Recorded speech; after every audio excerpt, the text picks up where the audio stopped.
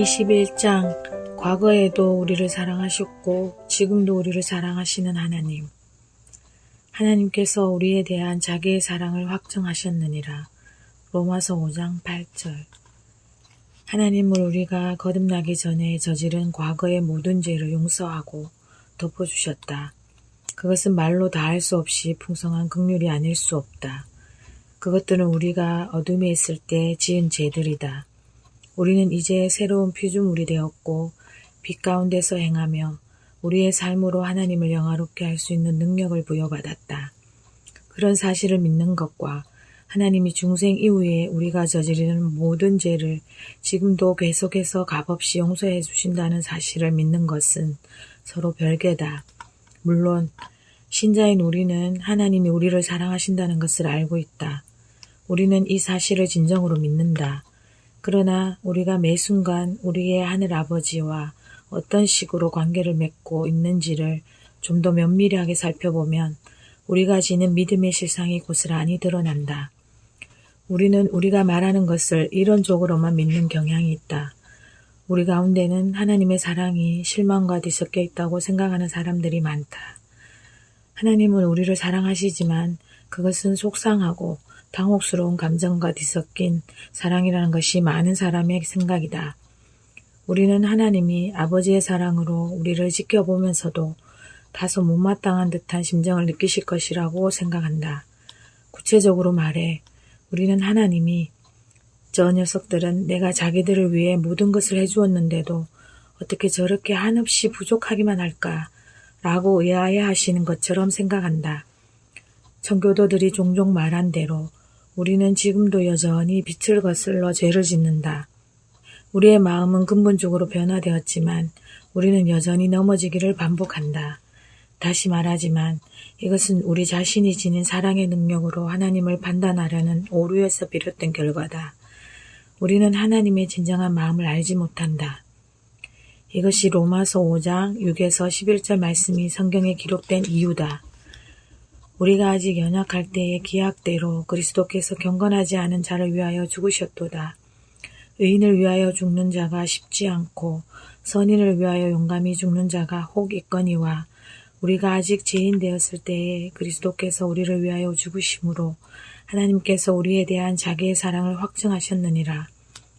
그러면 이제 우리가 그의 피로 말미암아 의롭다 하심을 받았으니 더욱 그로 말미암아 진노하심에서 구원을 받을 것이니 곧 우리가 원수 되었을 때에 그의 아들의 죽으심으로 말미암아 하나님과 화목하게 되었은즉 화목하게 된 자로서는 더욱 그의 살아나심으로 말미암아 구원을 받을 것이니라.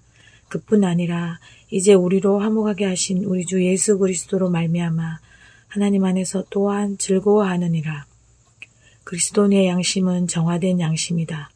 우리는 하나님을 아버지로 부른다. 우리의 눈이 열려 창조주를 거역한 불순종의 죄를 깨닫게 되었다. 우리는 죄의 추악함을 이전보다 더욱 분명하게 의식한다. 전과는 달리 죄를 지으면 영혼이 크게 움츠러든다.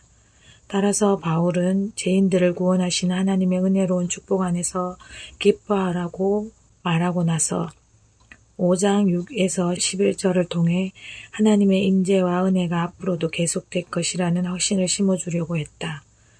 그는 로마서 5장의 두 번째 본문에서 비슷한 말을 3차례나 되풀이했다. 우리가 아직 연약할 때에 기약대로 그리스도께서 경건하지 않은 자를 위하여 죽으셨도다. 5장 6절. 우리가 아직 죄인 되었을 때에 그리스도께서 우리를 위하여 죽으심으로. 5장 8절. 우리가 원수 되었을 때에 그의 아들의 죽으심으로 말미암아 하나님과 화목하게 되었은즉. 5장 10절. 이 말씀들을 반대로 뒤집어서 같은 의미를 지닌 말로 고치면 다음과 같다.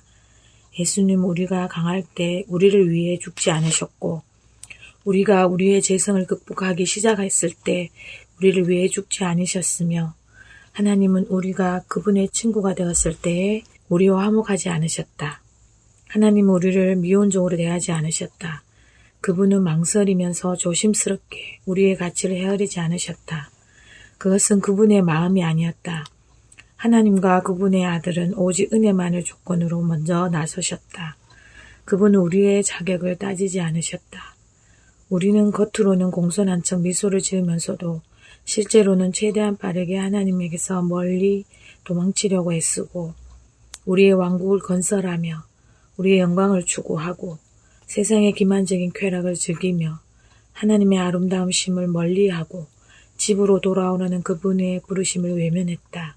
하늘의 왕자께서는 그런 혐오스러운 삶을 더 이상 두고 볼 수 없었기 때문에 자유를 얻어 스스로 씻겠다면서 품 안에서 빠져나가려고 몸부림치는 죄인들을 가슴에 꼭 껴안고 더러운 그들을 정결하게 하기 위해 영원전에 계획된 하나님의 뜻에 따라 자기를 찬양하는 천사들에게 작별을 고한 채 세상에 내려와 반역자들의 잔혹한 손에 자기를 내주셨다. 그리스도께서는 그렇게 죽임을 당하셨다.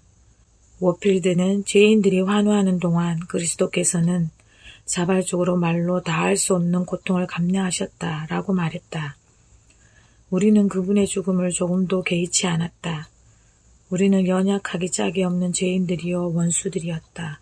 성령께서 우리의 마음에 부어주시고 나서야 우리는 비로소 그리스도께서 나를 대신하여 죽으셨다는 사실을 깨닫게 되었다. 그분은 단지 죽으신 것이 아니라 정죄되어 죽으셨다. 그분은 나를 위해 하늘을 떠나셨을 뿐 아니라 지옥의 행보를 다 감당하셨다. 그분은 정죄받을 이유가 전혀 없었지만 마땅히 정죄받아야 할 나를 대신해 정죄받으셨다. 이것이 그분의 마음이다. 하나님은 목마른 자에게 냉수 한 잔을 주는 것처럼 우리의 텅 빈 영혼 속에 자신의 성령을 부어주어 우리의 마음 속에서 자신의 사랑을 실제로 경험하게 하셨다. 왜 그런 구원을 베푸셨을까? 그 이유는 우리에 대한 자기의 사랑을 확증하시기 위해서였다. 확증하다로 번역된 헬라어는 아무런 의문의 여지 없이 명백하게 드러내다, 분명하게 보여주다 라는 뜻이다. 하나님은 그리스도의 죽음을 통해 하나님에 대한 우리의 그릇된 생각, 곧 신적 사랑은 한계가 있고 끝이 있으며 다함이 있다는 우리의 고정관념을 깨뜨리셨다. 그리스도의 죽음은 신적 사랑이 유효기간이 있다는 우리의 본능적인 생각을 여지없이 뒤흔들었다. 조나단 에드워즈가 말한 대로 그분은 하나님의 사랑이 해안도 없고 바닥도 없는 대양과 같다는 것을 보여주기 위해 죽으셨다. 하나님의 사랑은 그분 자신처럼 무한하다. 이것이 바울 사도가 하나님의 사랑을 측정할 수 없는 너비와 길이와 높이와 깊이를 가진 현실로 제시한 이유다. 하나님의 사랑만큼 무한한 것은 우주에서 오직 하나님 외에는 없다. 하나님의 사랑은 하나님만큼이나 광대하다. 하나님이 자기 백성을 사랑하는 것을 그치신다면 그분은 존재하길 그치셔야 할 것이다. 왜냐하면 하나님은 단지 사랑을 지닌 분이 아니라 사랑 자체이시기 때문이다. 하나님은 우리 죄인들을 위한 그리스도의 죽음 안에서 우리를 향한 자기의 사랑을 확실하게 드러내시기를 원하셨다.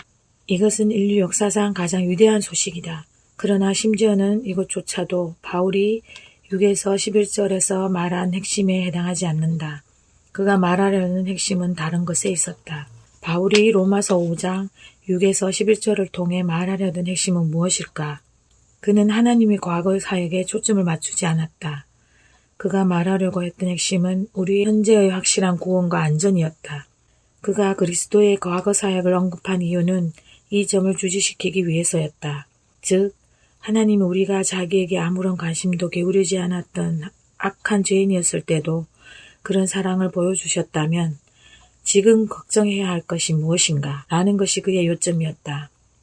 9절 초두에 그러면은 6에서 11절의 요지가 무엇인지 시사한다. 그러면 이제 우리가 그의 피로 말미암아 의롭다 하심을 받았으니 더욱 그로 말미암아 진노하심에서 구원을 받을 것이니 11절은 이 요점을 더욱 분명하게 드러낸다.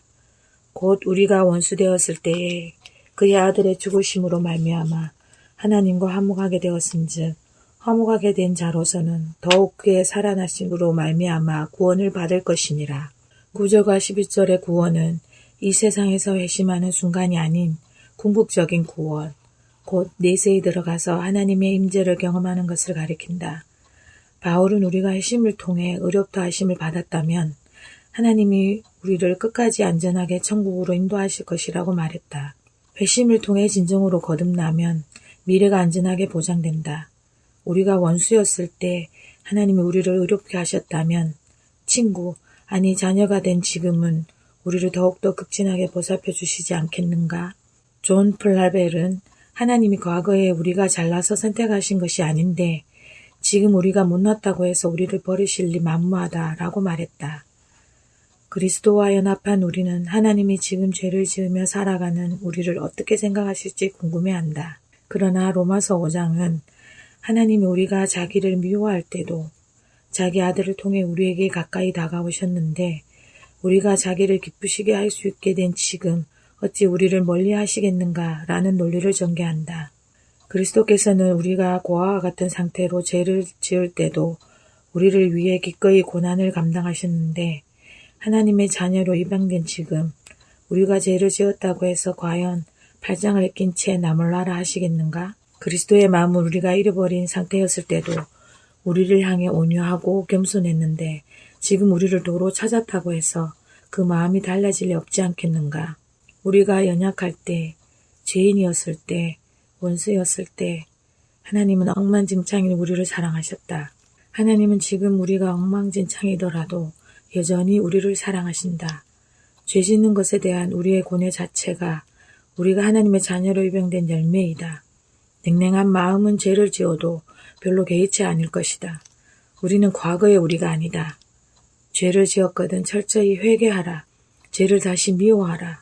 성령께 새롭게 헌신하고 그분의 순결한 길을 추구하라.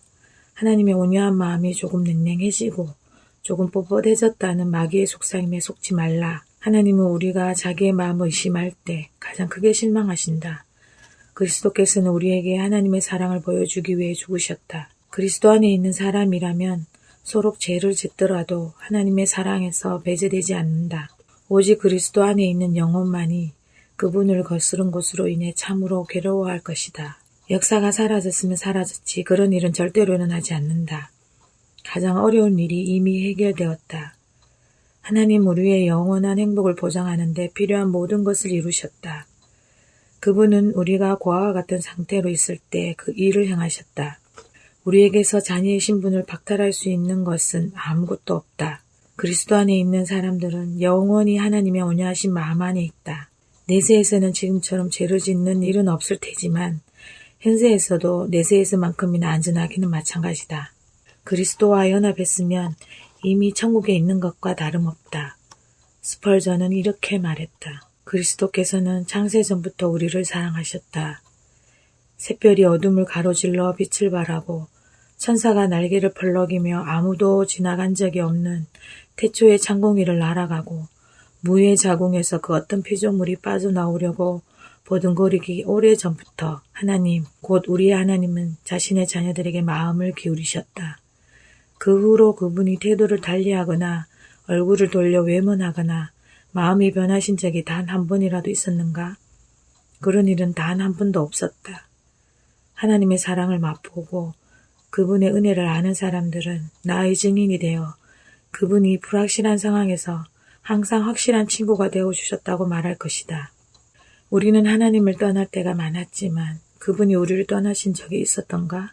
우리가 많은 시련과 어려움을 겪을 때 그분이 우리를 버리신 적이 있었던가? 그분이 마음을 바꾸시거나 동정심을 버리신 적이 한 번이라도 있었던가? 없었다. 하나님의 자녀라면 없었다라고 말하고 그분의 신실하심을 증언해야 할 엄숙한 의무가 있다.